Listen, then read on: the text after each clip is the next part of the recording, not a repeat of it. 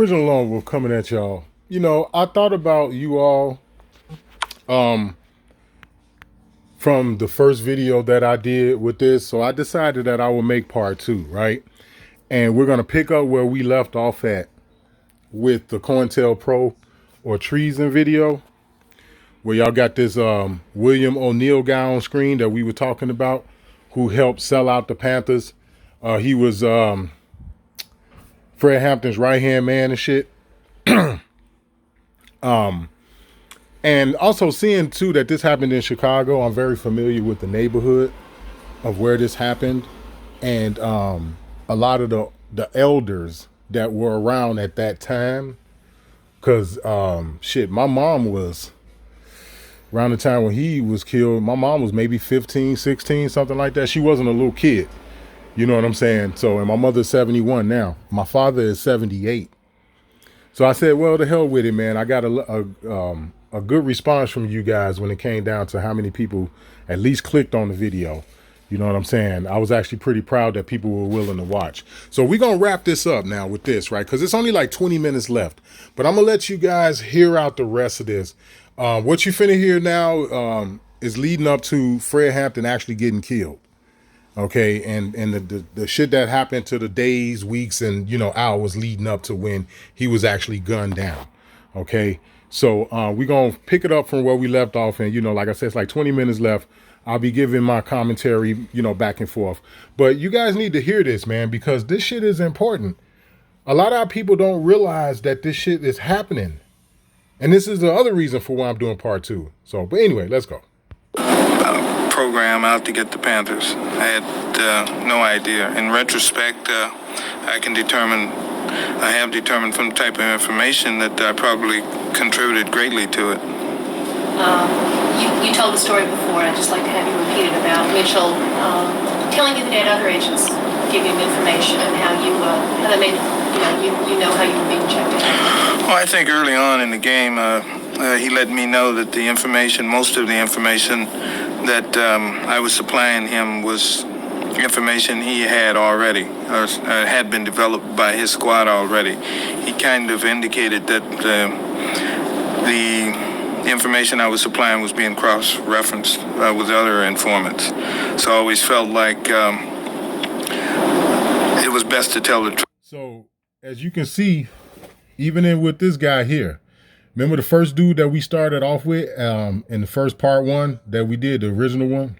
You notice how he was talking about there were hundreds of informants in Los Angeles. Now, keep in mind, the first guy we was watching from part 1, that guy was in Los Angeles. This guy that's on screen, he's in Chicago. Okay? He's doing the same shit the guy in Los Angeles was doing, except he was in Chicago doing it.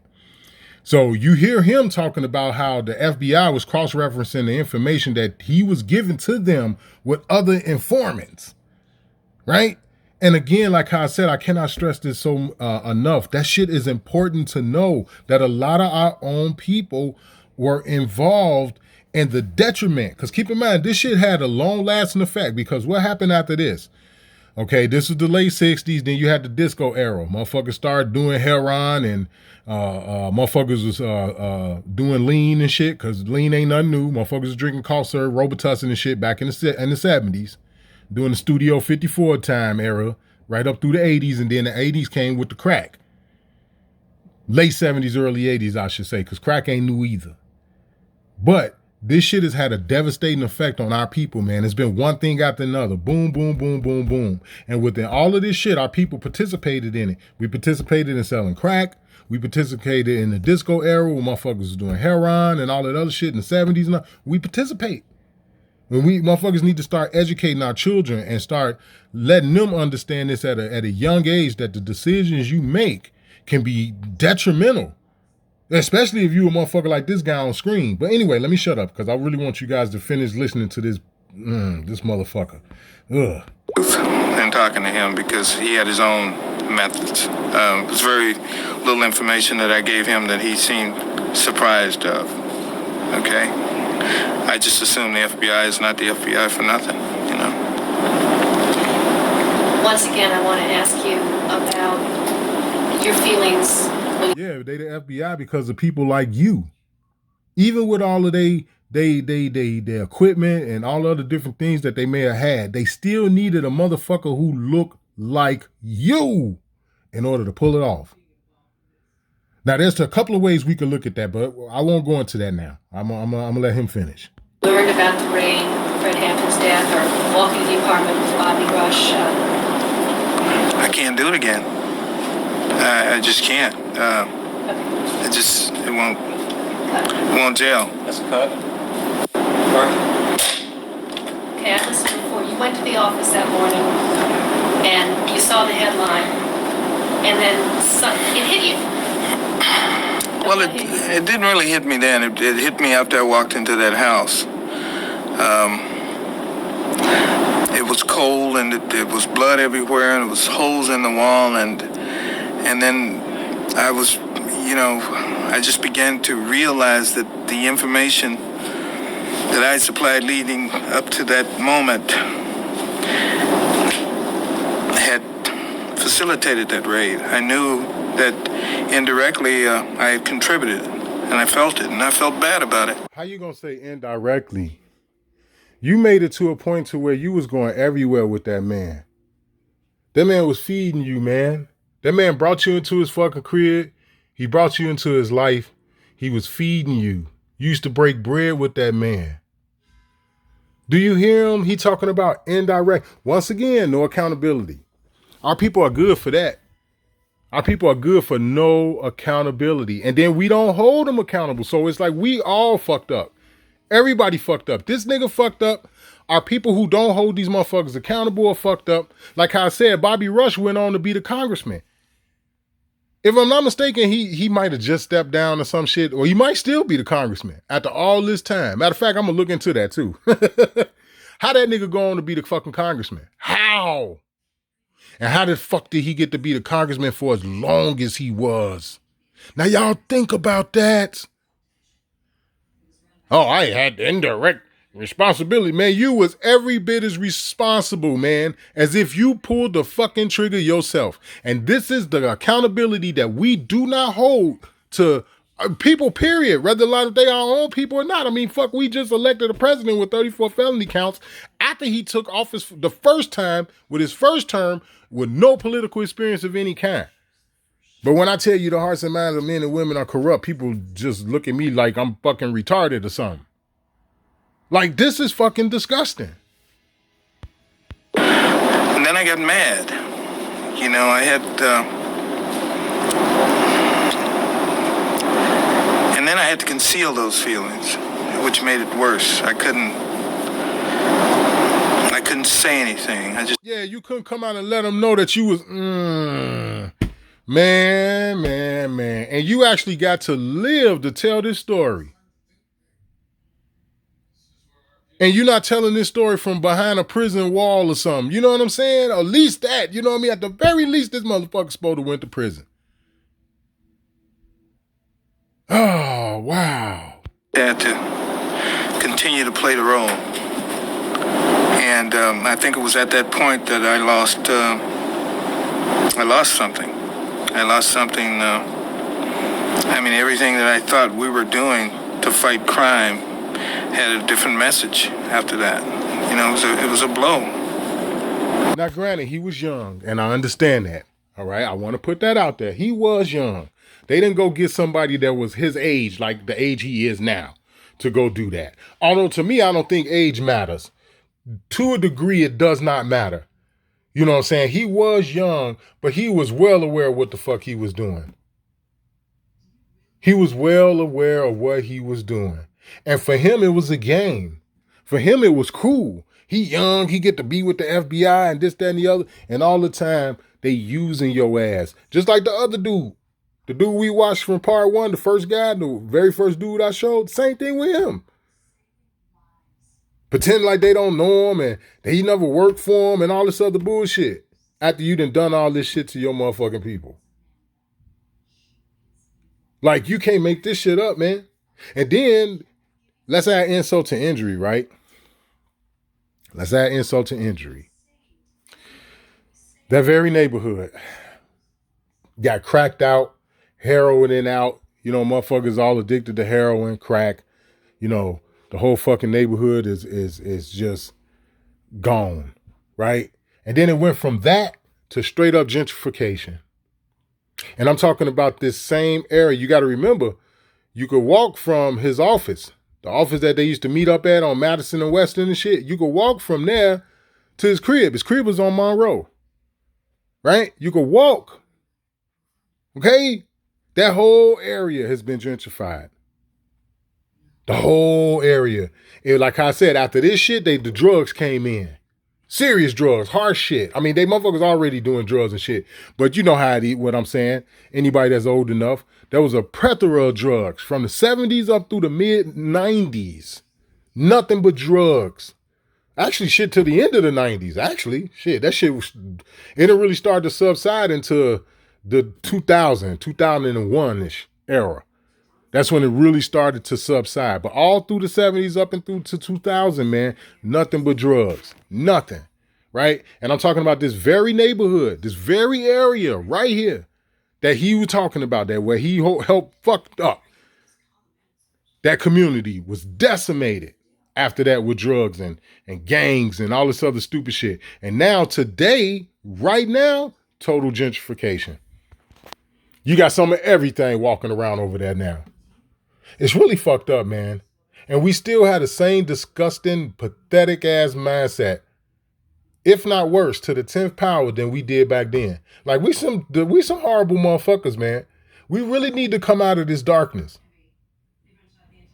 Straight up, man. Like our people really need to come out of this darkness, man, because we have stooped to a very pathetic fucking low. And it's like it's getting worse. That's the best I can do with that one. Cut. Talk about that.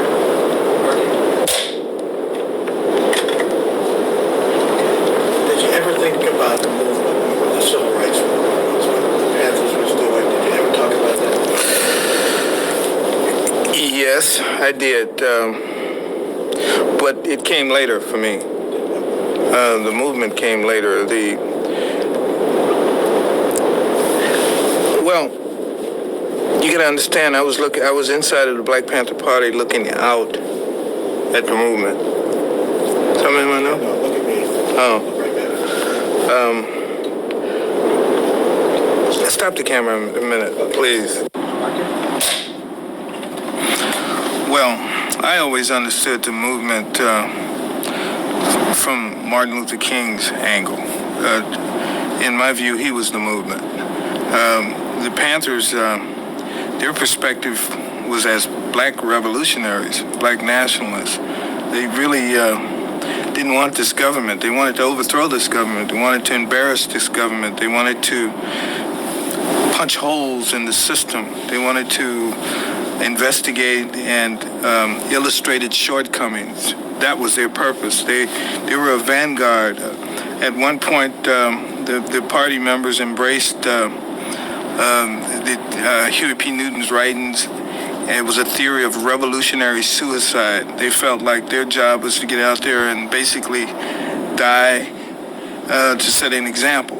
They were sacrificial lambs, for the people. That was their position. It was a phase. They were not really in the mainstream civil rights movement, in my opinion.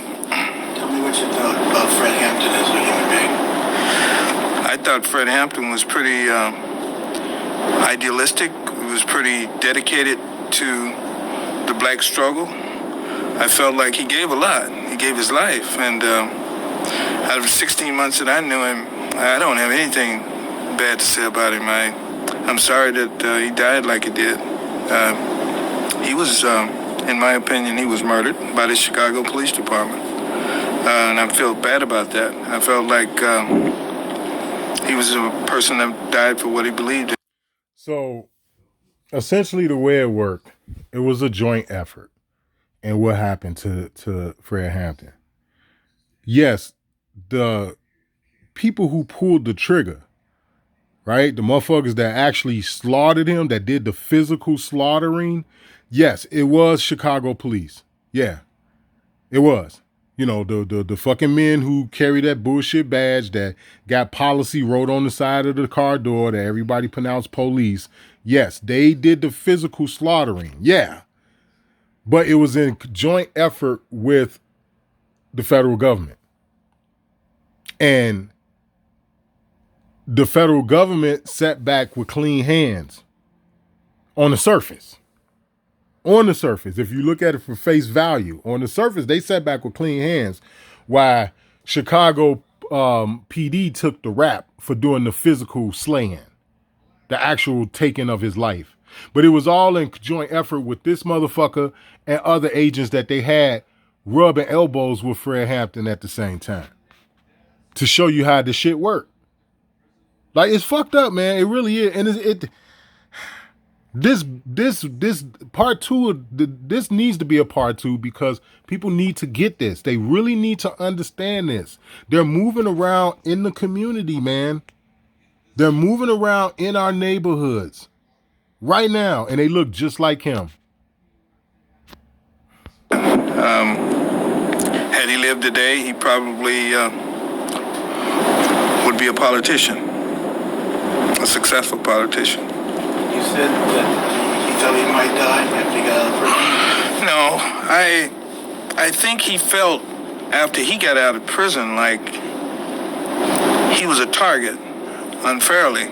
I think he felt like he was going to jail for 5 years and nobody else was. And all he had done was basically gave speaking engagements. So I think he felt used. I think there was always a friction, a little bit of jealousy between the price that the local chapters were paying and the splendor and the notoriety that the national leaders were getting, such as Eldridge Cleaver and Huey Newton and those guys. We felt like the Panthers felt like they were paying a heavy price to be Panthers. And I think at one point Fred felt like he was a focal point of a national agency to get him. And they were going to get him one way or the other. And he felt pretty much taken out of the game with 5 years.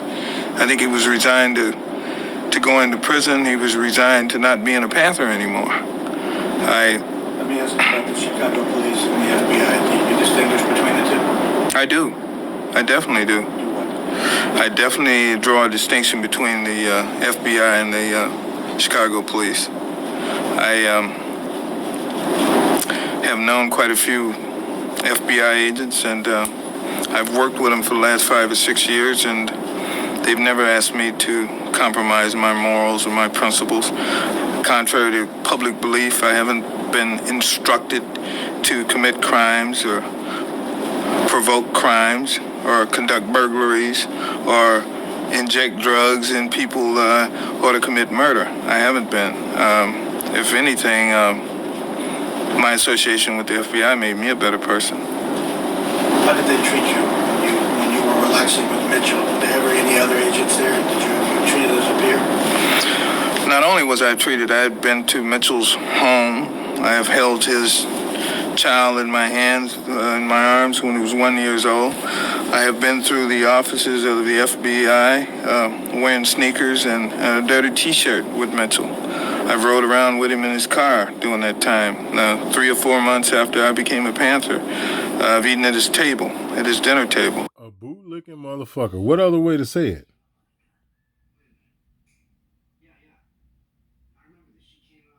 What other way to say it?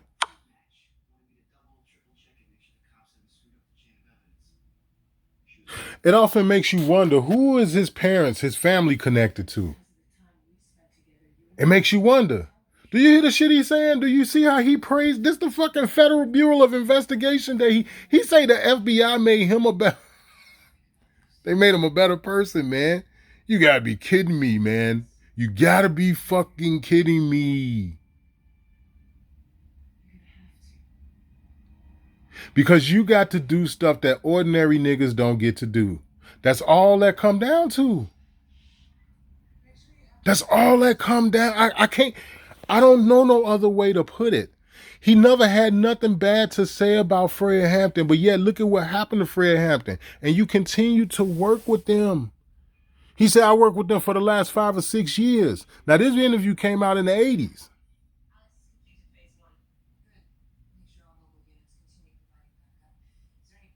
Anytime you attempt to try to have something, they're going to always be somebody that look like you, that is going to be dedicated to making sure it don't happen. I don't know what kind of darkness or what kind of spell a motherfucker had to be under to be like that. I'm not 100% sure. Because in my own perspective, I would rather just stay out of the way. Me personally, that's something that I would elect to do.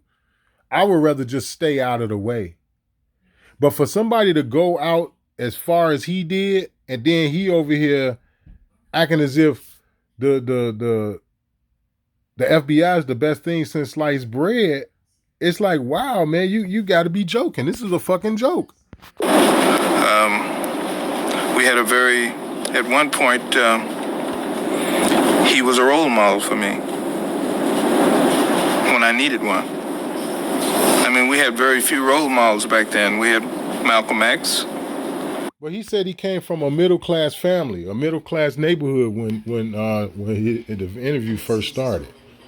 So you didn't have any role models in your community and your family?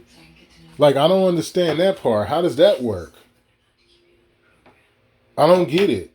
How do you have mentors and role models and shit outside of your parents and your family? I don't understand that. But anyway. We had Martin Luther King. We had Muhammad Ali. All sellouts. They was all used as tokens. All of them. Martin Luther King, fucking Cassius Clay became a Muslim, some more political shit. Another PR move. Right? Because look at who he was rubbing elbows with, man. They're all Masonic. Let me just get into that. They're all Masonic. At some point, he took an oath. This fucking guy you're looking at on screen. He had to. He had to. But the motherfuckers he naming was role models. Those are the motherfuckers that was selling us out. It's no different than the motherfuckers today. They shine so much of a spotlight on these fucking celebrities today as if they're our fucking, our people. Where they really down for us and got our back, and they constantly selling us these rag to riches story. Every motherfucker that you hear about came from the fucking gutter, and now he a billionaire. You know what I'm saying? But yet at the same time, these are the motherfuckers that's misleading you. The Puff Daddies, the Beyoncés, the Jay-Z's of the world or the country or whatever, they the ones that's misleading us. They the motherfuckers that's leading us down the motherfucking, down the drain. But yet these are the motherfuckers that he's saying was our fucking role models. How in the fuck was Muhammad Ali our role model? How? I don't understand. Why? Because he could box? I don't get it. Because he was a boxer. So now all of a sudden he's supposed to be a fucking role model? There are too many fucking boxers out here. I don't understand it. How is it that our role model has got to be a sports figure or some sort of fucking celebrity or something? Martin Luther King giving motherfucking speeches at a Masonic lodge. That ends the story with this nigga. We ain't got nothing else to talk about. We don't have nothing else to talk about. Once you understand that with Martin Luther King, the party is over. Wait, what? This nigga was back in the 60s? The early to mid 60s? This nigga gave a speech at a Masonic lodge, an all white Masonic lodge? Excuse me? The party is over. We have nothing else to say about Martin Luther King. Period. Just like this motherfucker right here. They all some fucking sellouts, man. Like I said, the hearts and minds of men and women are corrupt. And I had an FBI agent. Do you want to be a policeman? Not anymore. No, not a policeman. No. I've never wanted to be a policeman. The FBI, I think, are much more efficient, much more effective organization than the policeman, yeah. Chicago police are one thing. The FBI is another. Yeah, I see a distinction. Loss. Do you think there was a loss? Was there a loss?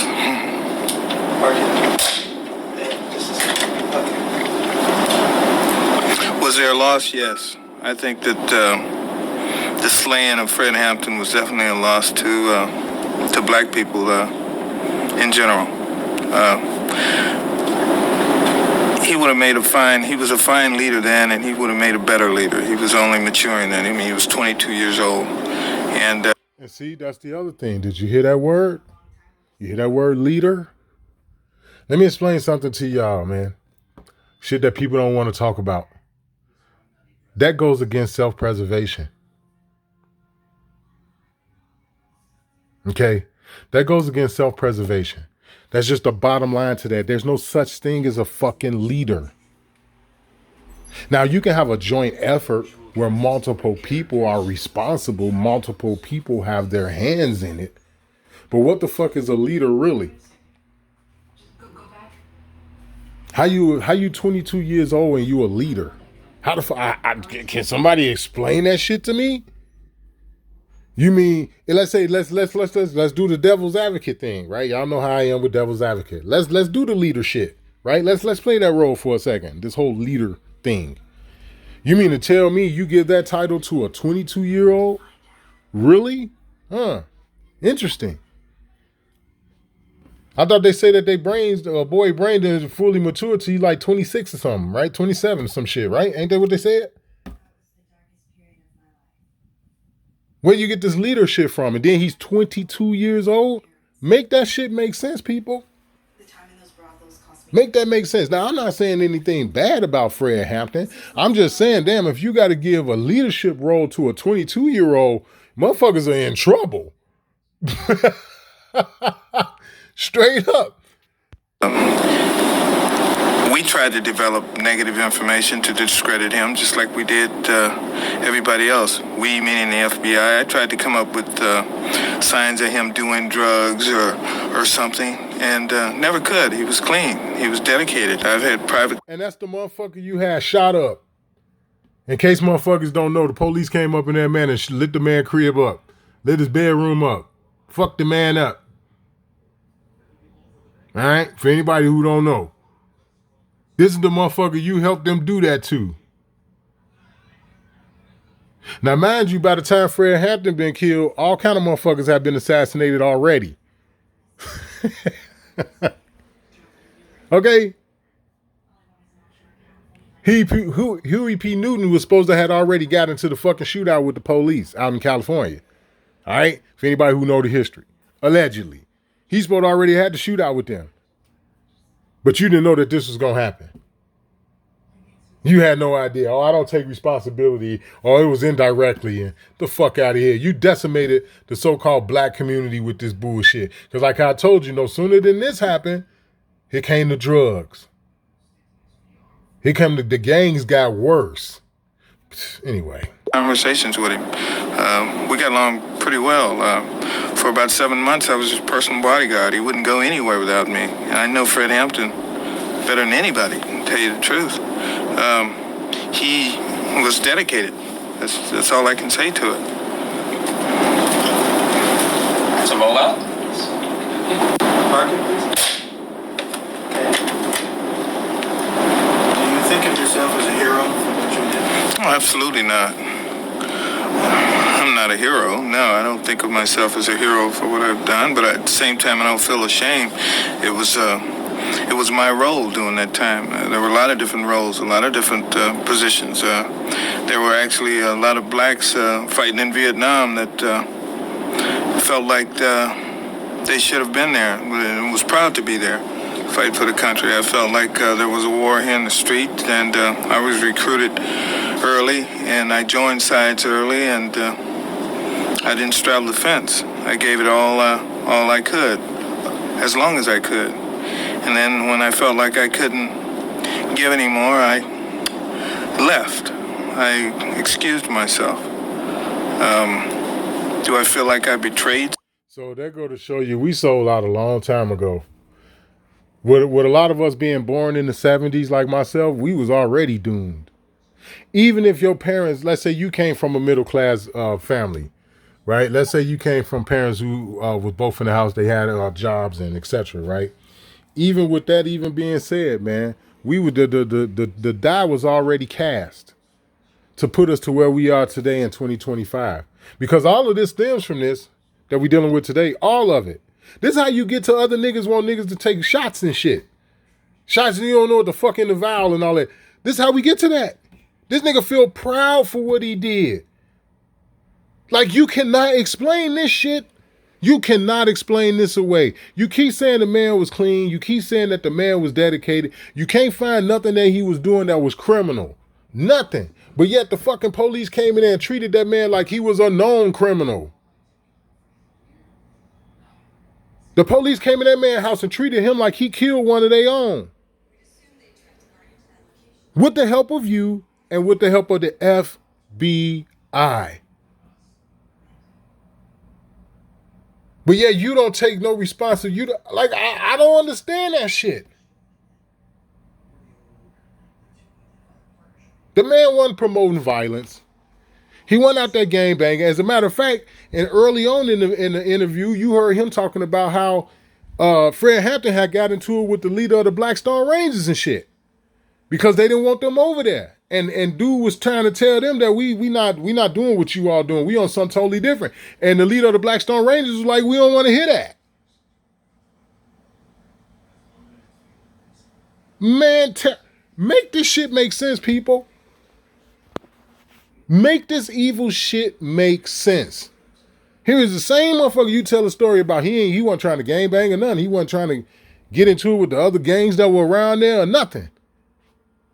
He was strictly dedicated to the cause, and you motherfuckers took this man out, and then you say that you don't feel nothing about it. You don't feel ashamed. You don't... Someone? Absolutely not. I had no allegiance to the Panthers. I didn't even know what they were about when I joined. I joined at the instigation of the FBI, who I had scant knowledge of. So, no, I don't feel like I betrayed anybody. I don't feel like I'm a hero. Am I proud? I'm proud of some of the things that I done. There were certain things that we done that prevented a lot of violence. There could have been more shootouts between the gang members. Every now and then, a suspected informant inside the Black Panther Party would be unearthed. But see, here's the thing about that, right? Because that's double speech. Listen to this. You have agents within the gangs. How many times y'all want me to tell y'all that the fucking leader of the gangs were all Masonic brothers, man? They used to meet up at the Masonic Lodge and shit. I'm talking about all of them. Larry Hoover, Jeff Fort, David Barksdale, all of them. Not to mention they all from Mississippi. All of them are from different parts of Mississippi. I've always found that to be very interesting. And when I say all of them, I'm talking about all of them. So this is complete double speak what he talking about. That shit with the gangs and all of that, that was just to keep it going. Anytime we back off, the way it works is like this. And I've been seeing it. Once you see the patterns, it's easy to spot it. The minute our people try to back up and get a little bit of air, they try to breathe just a little bit, and they slow down on some of the negativity, something else stirs back up.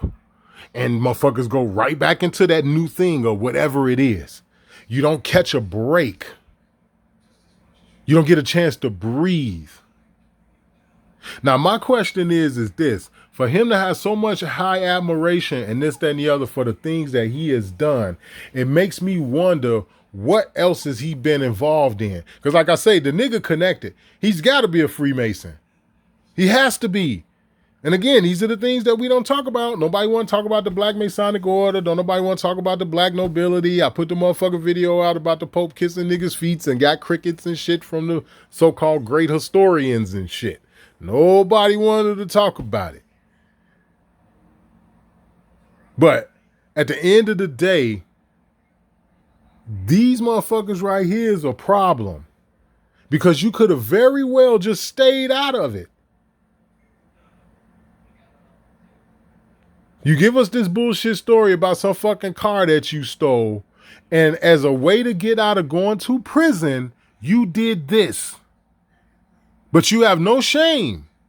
You have no accountability. I'm just saying, man. contacted, and we passed on information to get that informant out of the game. And so we avoided some violence there.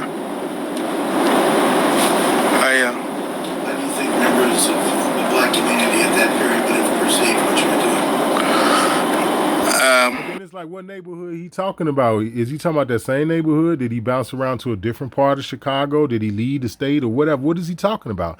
Because I just gave y'all the rundown of that very community, man, of where Fred Hampton, ran the Black Panther office and, walking around the corner to his house on Monroe and all of that shit. I just gave y'all the rundown of what that neighborhood is like. Right now, today is totally gentrified. Totally. I stopped eating at Moon's restaurant, oh man, about 4 years ago. Maybe four and a half, close to 5 years ago. Moon's Sandwich Shop. I stopped fucking with them because they went up on their prices one time, had me sit down in there and eat one time, and didn't say nothing about they didn't went up on the prices. I came in there and ordered the same shit I always order and the whole 9 yards. And all of a sudden now it costs more money. But you don't update the prices on the wall. You don't tell a motherfucker when you come in or nothing. You know what I'm saying? You're supposed to let people know you did it. You know what I'm saying? You just don't have to wait to change your prices. You can change them at the snap of a finger, but you're supposed to update your menu and you're supposed to update, the new prices or whatever it is that you sell. You just don't have to wait to do it. You know what I'm saying? So it's like, oh, so that's what y'all on? Fuck y'all. And I never went back, right? That's right across the street from Fred Hampton's office, where his office used to be at. You know what I'm saying? And like I said, I just gave y'all the rundown of the neighborhood right now. It went from drugs, because this is what I'm saying. I don't understand what this guy's talking about right now. After this shit happened with Fred Hampton died, more drugs came into that very community. I'm talking about that very same fucking neighborhood. More gangs came into that same community. You started seeing an influx of Mexicans and shit in certain patches over there. Especially going north on Western. Because Western runs north and south and Madison runs east and west. You know what I'm saying? The Fred Hampton office sat on the corner of Madison and Western. You had drugs and shit. You had Mexicans north of Madison and Western, further down north on Western Avenue and shit, going toward like Augusta and Division and shit like that. White folks and shit, Polish motherfuckers. But in that very same central area, because the projects and shit was right there. You had, wasn't it? Rockwell Gardens. Right there. You know what I'm saying? And more drugs came in, more gangs and shit, decimated that whole area, man. That entire area. I used to stay in the shelter on the opposite side, on the opposite corner of the street called the House of Daniel, which used to be a transitional shelter and shit back in the day when I was young, homeless and shit. You know what I'm saying? Whole neighborhood decimated with drugs, alcohol, and just, you know what I'm saying? And like I said, now, fast forward past all of that, to 2025, total gentrification. Total gentrification. You wouldn't know that was the Black Panther's office right there on the corner of Madison and Western right there. You wouldn't know. It's like they were never there. Oh, man, that's some painful shit. But anyway, let's go. Well, those members of the Black Panther Party, those members of the community that weren't informants, I'm sure that they would understand, but there was quite a few informants back then. Quite a few. I mean, what am I supposed to do, feel guilty right now about it? I didn't feel guilty then. I was hurt because Fred Hampton died. I was hurt because a lot of other people died in the Panthers. There were a lot of Panthers that died in Chicago. Got killed needlessly and senselessly. But no accountability. I won't take any accountability. Do you see where we are today? This is why children are fucked up. This is why with every passing generation, the children get worse and worse.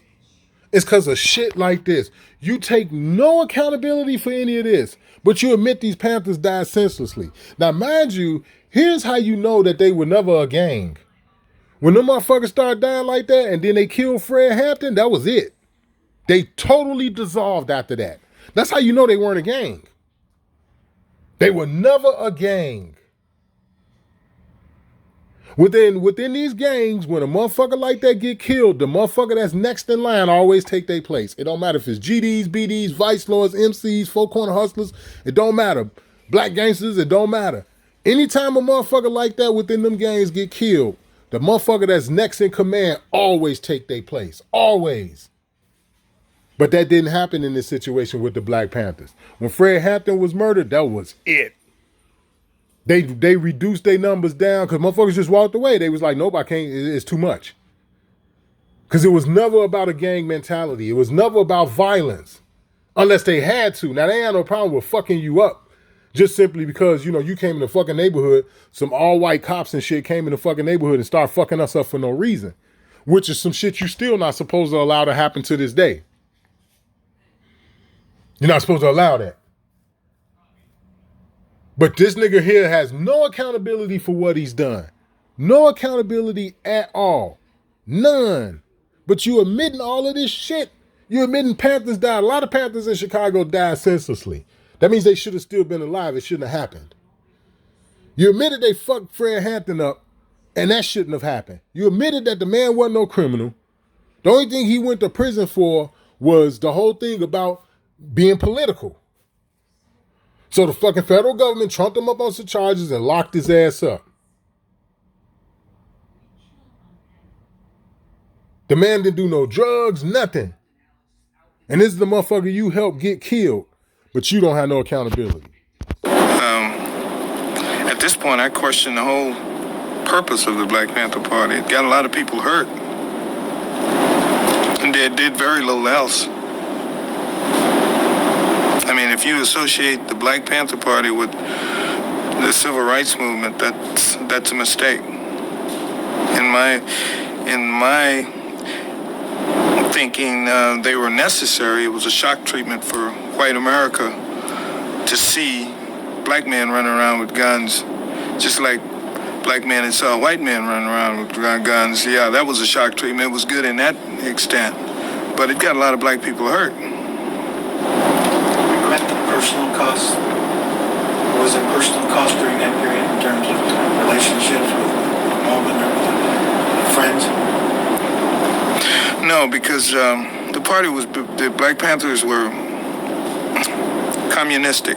And basically everything we had was within the party. When I joined the Black Panther Party, I developed friendships. I developed new friends within the party. I was closely aligned with what they were doing. It was only certain individuals that were of any interest to the FBI. The FBI never asked me about the Breakfast for Children program. They never asked me about the free medical program. They never said anything other than ridicule the Black Panther newspaper.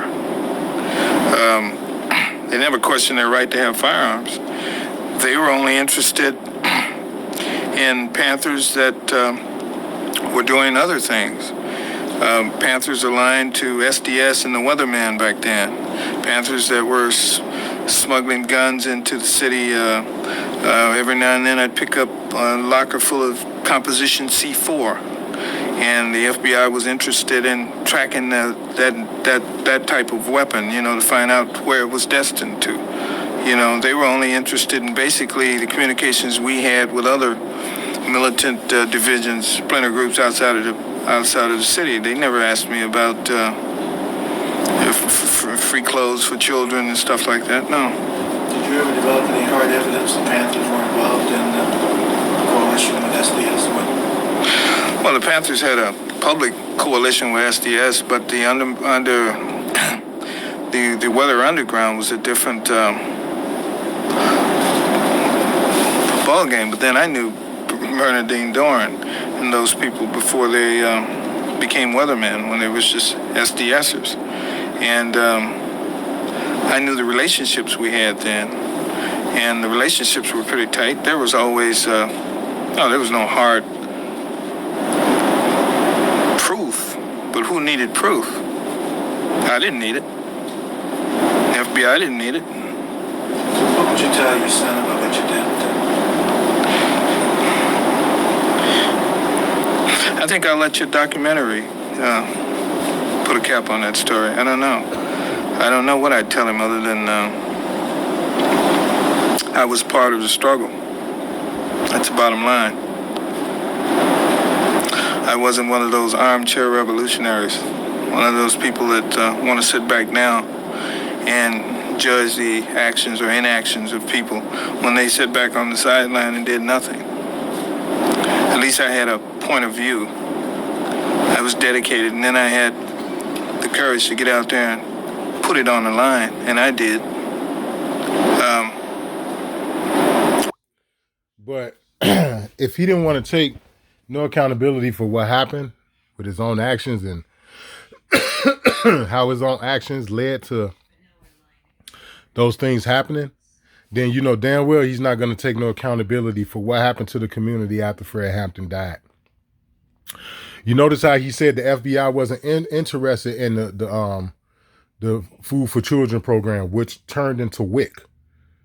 All right. You know what I'm saying?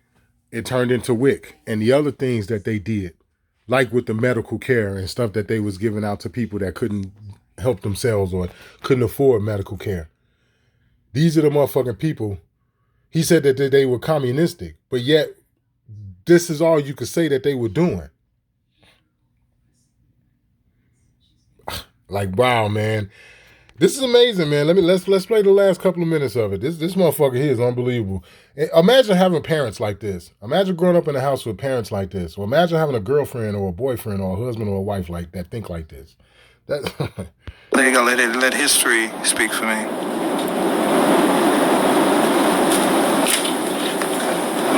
Knock him down. Oh, yeah. It was only like you walk back in.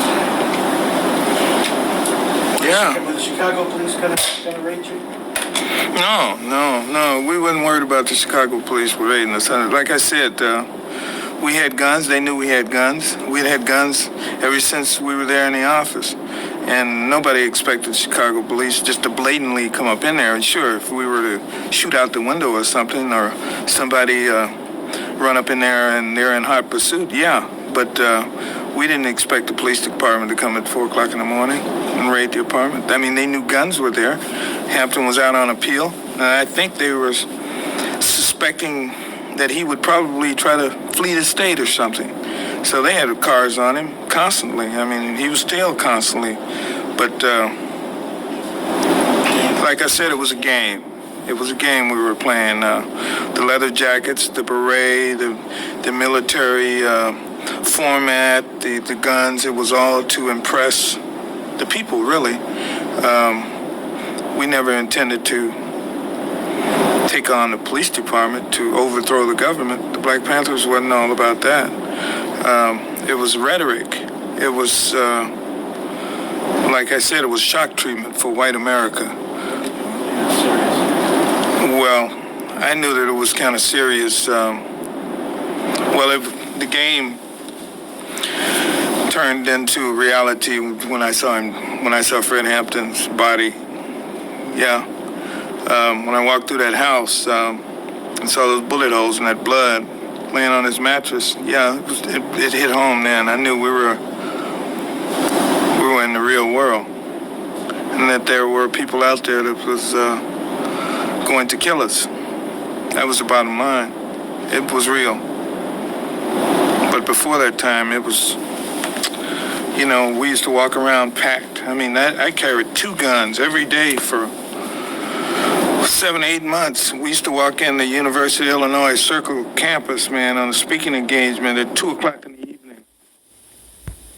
Okay, so that's pretty much it. You all get the gist of it. This guy thinks he's a fucking cowboy. At the end of the day, he just wanted to be a part of something. And what he did is he chose the side that he thought would win. That's what he did. And the only reason for why they were able to succeed in the fashion that they did was because of people like himself, which is the part that he'll never take accountability for. He'll never take accountability for the fact that they would have never been able to do half of the shit that they did to our people if it wasn't for our own people. And there's no sense in talking to nobody like him if he really feels that way. Now, we know the universe has a way of reaching out and touching the mofo. You know what I'm saying? For the things that we do. Right? We all know that. So I'm gonna leave it at that, man, because this kind of shit can't stand. It can't. And I put this out here to you all as a warning. These are the things that you need to be teaching your children, your nieces, your nephews. You all need to be expressing this. Do your own research. Do your own research on the situation with this guy, Fred Hampton, and the other guy that we watched in part 1. Do your research on these people, man, and see just how much of a real effect that it has had. These people, again, are in the entertainment business. They are in sports. They're in movies. They work in fucking hospitals. They're everywhere, man. I'm not trying to scare you all. It's just to make you aware. And there's always some brain dead dummy like this motherfucker. Like, you got to be a fucking idiot. You know, but you got to see it through to the end. So for him to not change his tune, it's like, okay, well, you know, at least you seeing it out to the end. But this shit hurt us for generations to come. And we keep doing this shit. And that's because we have no honor system. We have no code. We have no honor system. We don't have anything that we have in place to say, nah, man, certain things just can't be tolerated. For him to say, well, no, I'm going to stay out of this. This is not really how I would like to help in this so-called struggle or whatever the case may be would have been one thing. But for you to go over to the opposing side and these motherfuckers they slaughtering motherfuckers.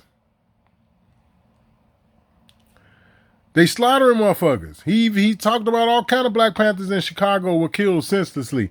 Now, he didn't say by who, but we all know that back during them times, at 9 times out of 10, it was the cops.